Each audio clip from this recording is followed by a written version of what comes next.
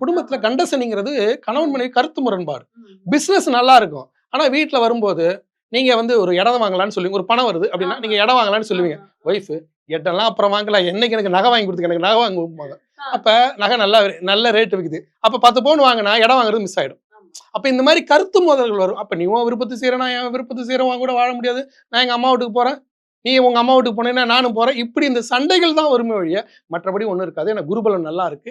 ராகு கேது நல்லா இருக்காரு.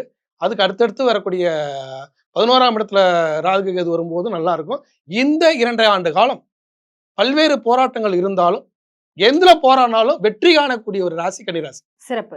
சார் கன்னி ராசியில இருக்கிற பெண்களுக்கு எப்படி சார் இருக்கும் இந்த வருஷம்? கன்னிராசி பெண்களை பொறுத்தவரை தான் திடீர் திருமணம். ஆ. ஒரு லவ். இந்த பொண்ணு ஒரு சாதாரண வீட்டு பொண்ணு. ஒரு பெரிய இடத்து பையன லவ் பண்ணுது. இதெல்லாம் ஒத்துப்பாங்களா? அப்படின்னு கவலைப்பட்டுக்கிட்டே இருக்கு. திடீர்னு பார்த்தீங்கன்னா, இந்த பொண்ணுக்கு இந்த இந்த இந்த 7 சனி, கண்ட சனியா வர்றது, 11ஆம் இடத்துல குரு பகவான் ஏறி உட்கார்றது, ம்.